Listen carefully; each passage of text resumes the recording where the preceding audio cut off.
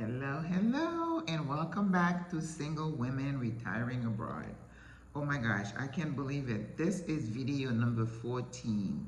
I'm almost halfway. Am I? Yeah, almost halfway to my 30-day challenge, and then I'm going to fall off to about once a week. This requires discipline, and I am totally shocked because I've gotten close. Like last night it was like 9:30, 10 o'clock when I was finishing, but at least I did it, so I am proud of myself for that.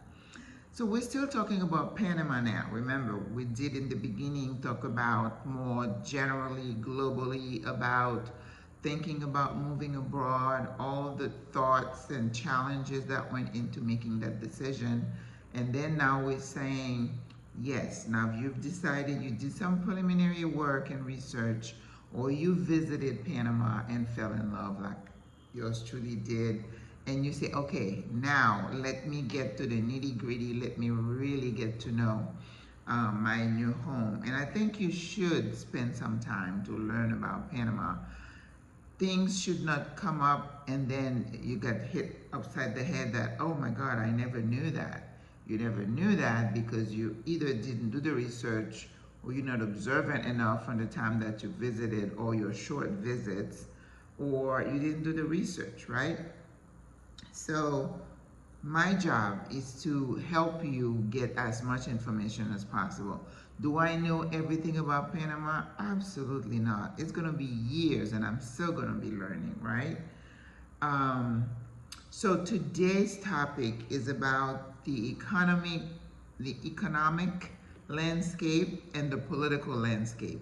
Now, those are two really big topics that we're not going to have time in my 15 minutes to really go into details. I'm just going to whet your appetite, and I hope that you're just going to go. I'm kind of I don't want to say I'm a political nerd. I'm not, because I get really irritated when I see the way the policies, the politics. I just kind of leave all that alone, especially after I had my aha moment and realized the world system, that we're just like little peons and just allowed to exist within it. But we should not be complacent and be having like a defeated attitude about it too, because otherwise, the evil people would have gotten their way with us all through the century. So we still have our civic duties to act as concerned and involved citizen. I'm not a citizen here. I just need to know what's going on around me. I cannot be coming here with blinders on and just be totally ignorant, and I don't want you to be ignorant. Well, you may be comfortable saying, I don't need to know, la la la la la la la. Okay. If that's the case, you may well just tune this out, right? But anyway, I just want to give you a little bit of snapshot. I'll be looking at my notes a lot because when it comes to numbers and stuff, like yesterday, I think I messed up when I talked about the land mass of the country. I said 75.5 square kilometers. Come on, you know that's not right, right? 75.5 thousand square kilometers. That's what I should have said. But anyway, I did write the correction in the description, so hopefully you caught that. All right, so when you talk about the before I do any of that, let me remind you again of my name. I am Maggie. I am a retired nurse practitioner, and I have been in Panama about 14 months here and still loving it. So you'll love it too. When we talk about the economic landscape, we want to know how healthy is the economy. You want to talk about revenues, gross domestic product. You want to talk about unemployment, right? Tomorrow's topic is going to be about the challenges facing the country. And also we're going to talk about, we're going to touch a little bit about the political system, just so you have an idea of how this is an election year again, what's happening on that end, okay? So for a small country, Panama is considered as a developing country, not a third world country. And people get all hung up about that. Now, some people who are snotty with their noses up in the air, I read this from this couple who, I guess they're nomad. They visit a lot of countries, And the one thing they had to say about Panama was the trash, trash, trash. And I'm thinking, yes, we do have an issue with trash collection in certain areas, but don't let that cloud everything else that you experience in the country. They didn't say anything about the beautiful beaches, you know, the food and the culture.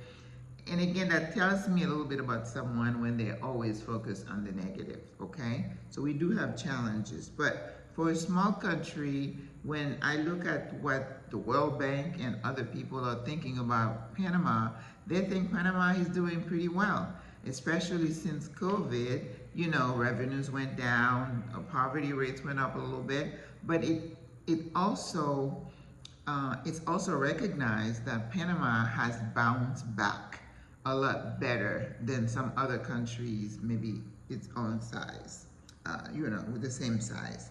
So the main, and I think I brushed upon that on another video, that the main sources of revenue for the country, 65 to 70% comes from service. Service meaning tourism, right? Everything that comes with that, food, lodging, and everything.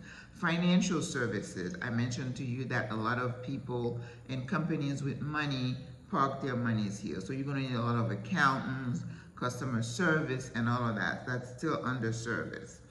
Even the canal, the services of logistics and transport come under service, right? So it's a big chunk of the economy. Then you have things like agriculture. I was surprised that agriculture was only about 3% of revenues, 3%, you know, and I'm like, wow, because we talk about Chiriquí province being the breadbasket that they grow corn, rice, and all the veggies.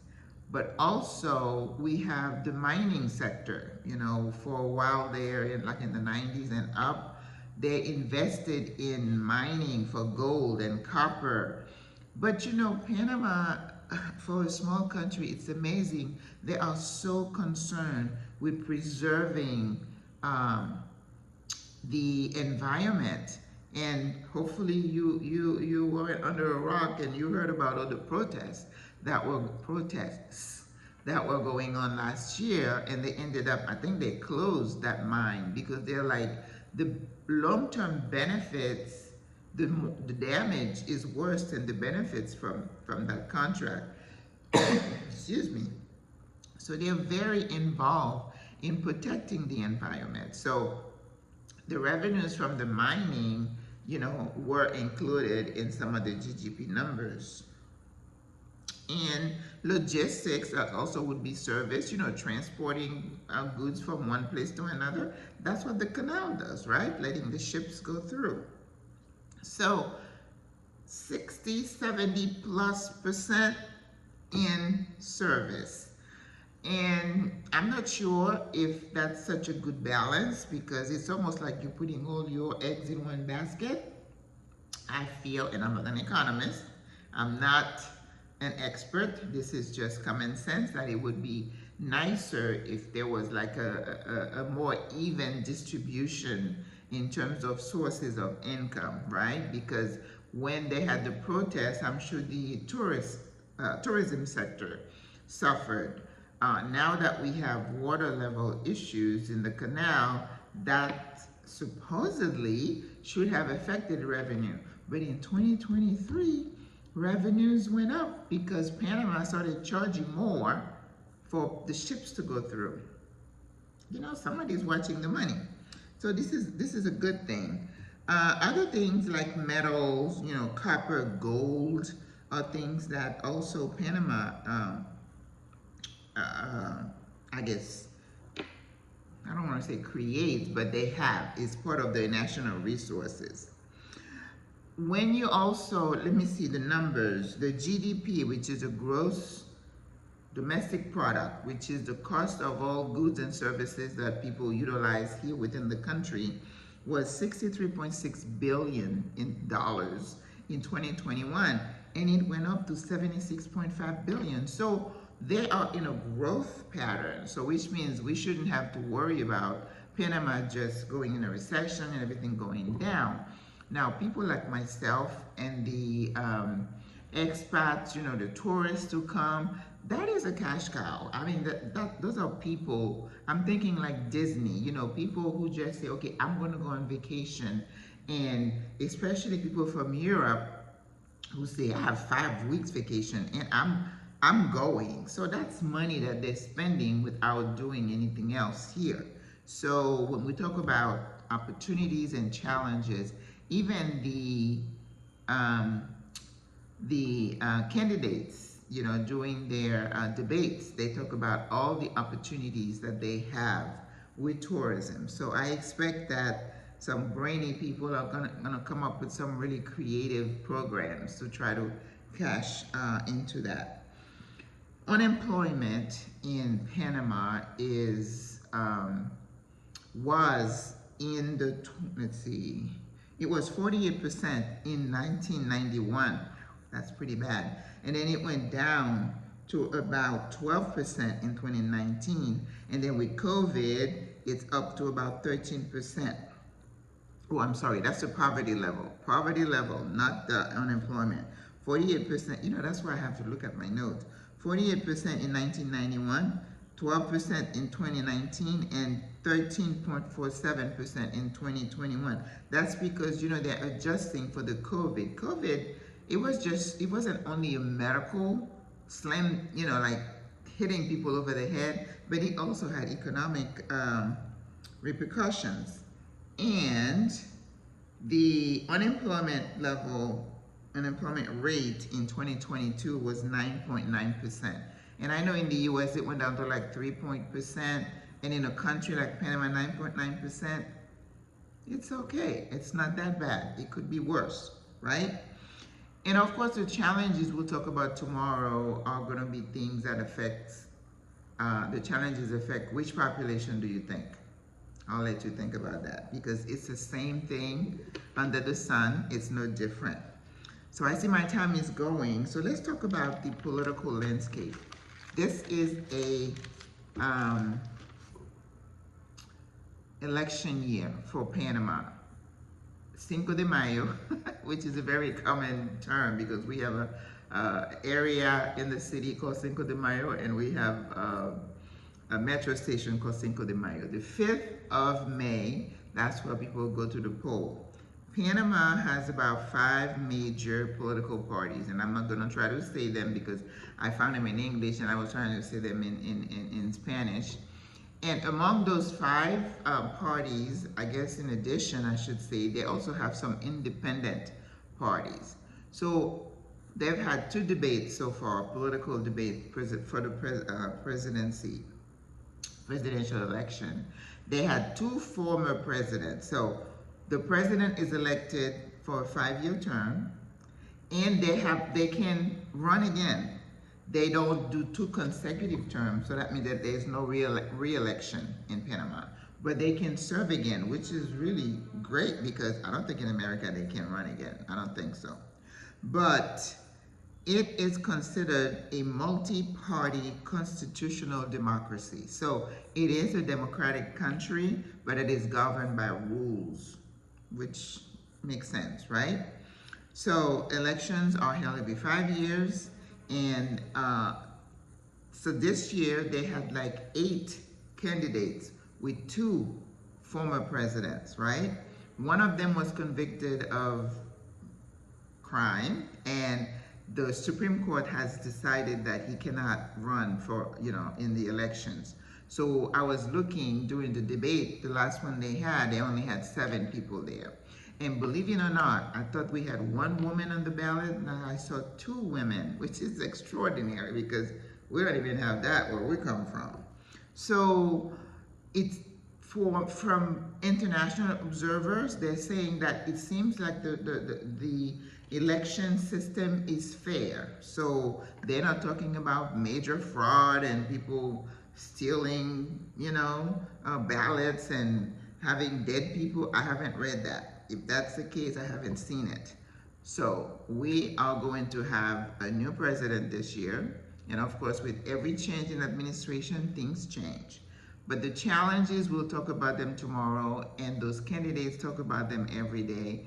and there are many, right? So again, you don't want to have blinders on. You want to know what's happening in your new home. And I get so excited because I want to know what's going on. I'm just not one of those people to say, I don't need to know. I'm just here to just relax on the beach. I don't care what's going on. Well, you need to know. And of course, as a foreigner, you need to register with the embassy so that if there is anything brewing, any emergencies, that you know what to do. You need to enroll into the STEP program, ST as in Tom, EP, and then register your information and they'll contact you if anything happens.